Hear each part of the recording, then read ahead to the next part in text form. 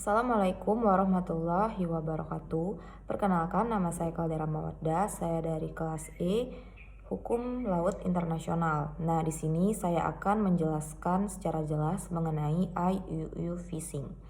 Nah, IUU Fishing adalah sebutan khusus bagi tindakan penangkapan ikan secara ilegal dan tidak sesuai dengan aturan yang merupakan singkatan dari Illegal, Unreported, and Unregulated Fishing. Nah, tak tanggung-tanggung pada tahun 2008, Perserikatan Bangsa-Bangsa atau PBB menetapkan IUU Fishing sebagai salah satu dari 7 kejahatan maritim di dunia bersama dengan pembajakan dan perampokan bersenjata, terorisme, perdagangan gelap senjata, narkotika, penyeludupan, dan perdagangan orang melalui laut, dan pengerusakan lingkungan laut.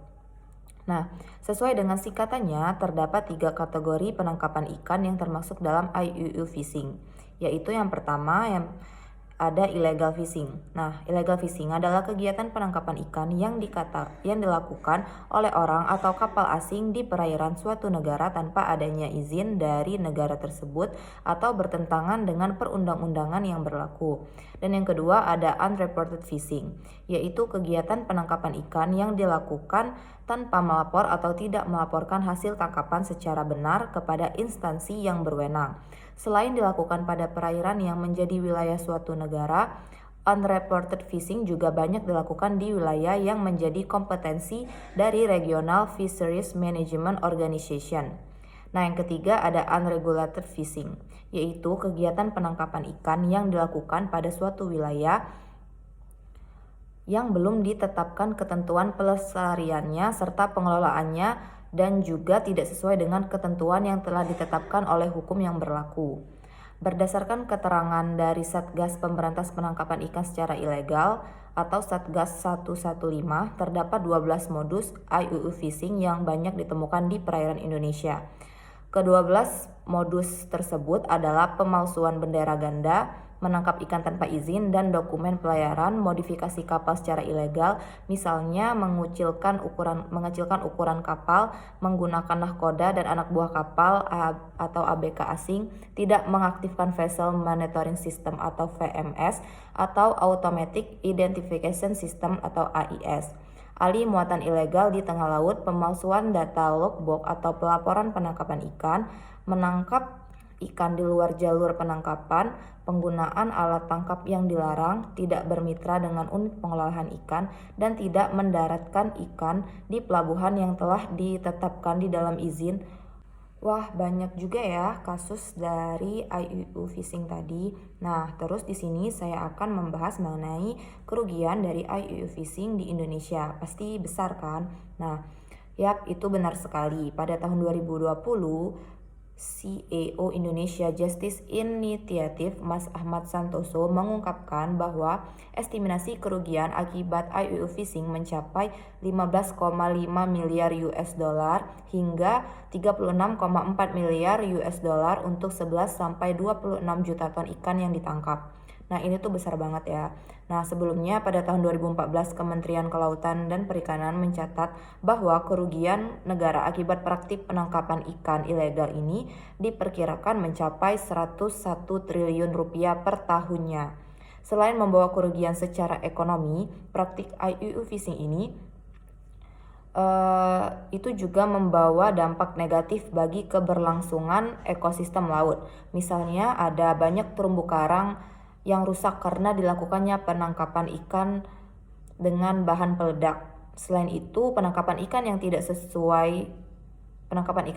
dilakukan secara sesuai aturan maupun yang dilakukan di zona yang dilindungi juga dapat membuat keanekaragaman ikan di lautan kita itu menjadi berkurang.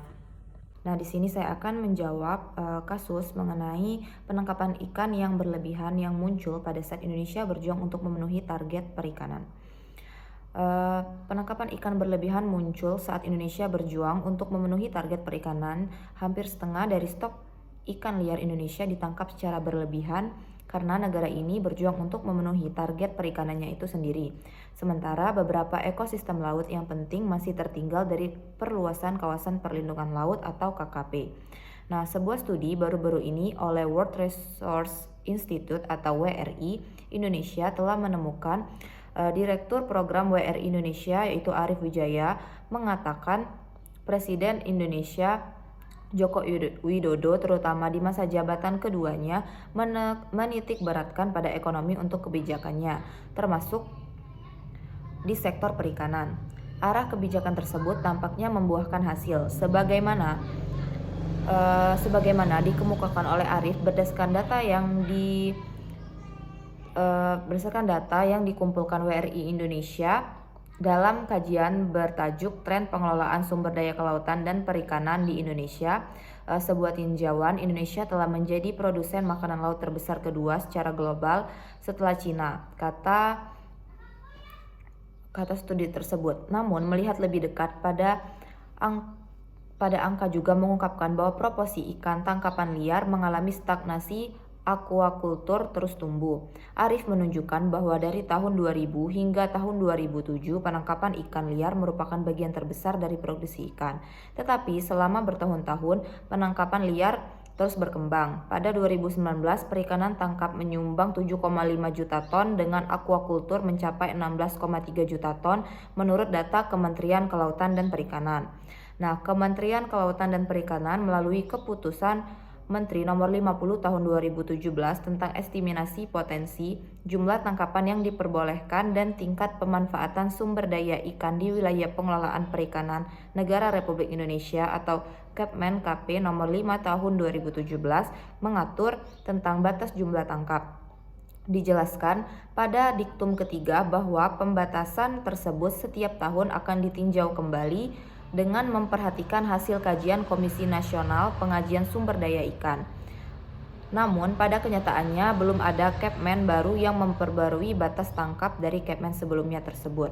Nah, berkaitan dengan pengelolaan sumber daya hayati di zona ekonomi eksklusif atau ZEE, pasal 61 Unclos 1982 menyatakan bahwa negara pantai dikenakan beberapa kewajiban di wilayah zona ekonomi eksklusif, yaitu yang pertama, menentukan jumlah tangkap yang diperbolehkan atau allowable catch.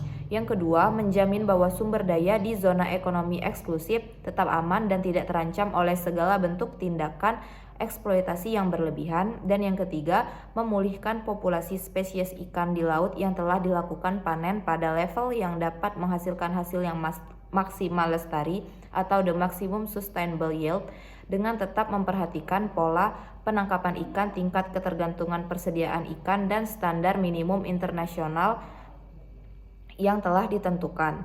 Dan yang keempat, terkait usaha pemulihan terhadap persediaan ikan, negara pantai juga harus memperhatikan dampak yang mungkin ditimbulkan dari kegiatan pemulihan tersebut. Dan yang terakhir, yang kelima, melakukan kerjasama pertukaran informasi ilmiah, baik itu berupa data statistik terkait penangkapan dan usaha perikanan ataupun serta data lain yang dianggap sesuai atau relevan dengan usaha konservasi persediaan ikan di laut melalui organisasi internasional yang berkompeten.